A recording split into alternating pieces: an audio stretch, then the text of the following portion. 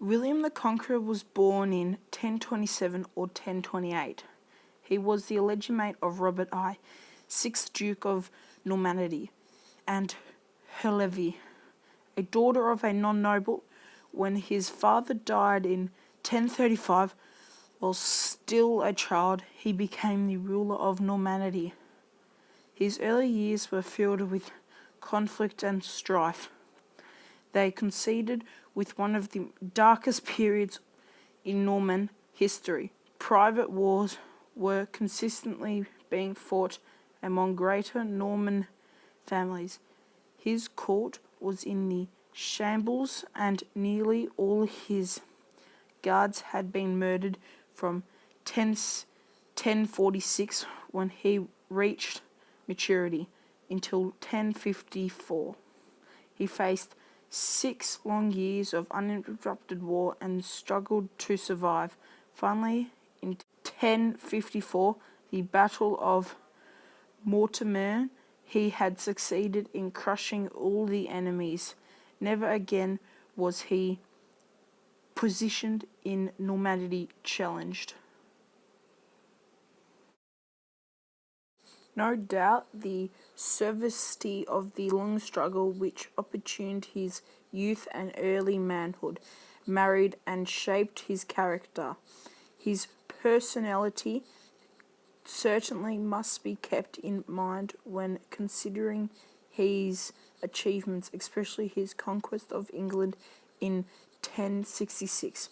Like many other Normans, William was a talented ruler. He reigned over England from 1066 to the time of his death in 1087.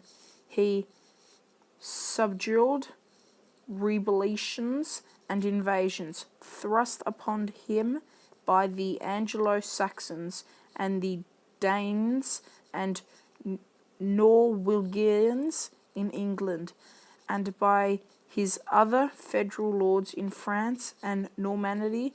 He achieved peace and substantially, primarily by the replacing the Old English artillery with his Norman vassals.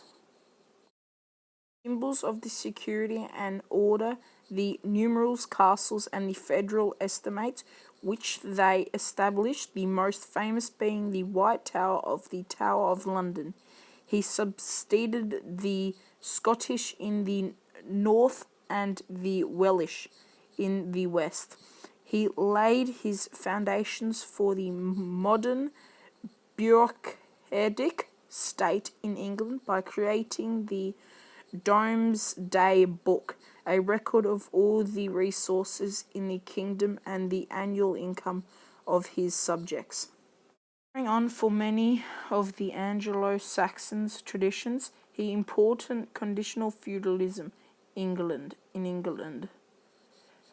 This way he could demand an oath of fealty from all the migrants in his realm and impose law and order on his subjects. Finally, he reformed the England Church, which he promised Alexander II he would do in exchange for palpable sections of his conquest. Because of such measures as these, William laid the foundations for successful medieval military in England during the Middle Ages. For his reason, the period between 1066 and 1154 is known as the Age of Anglo-Norman Installations.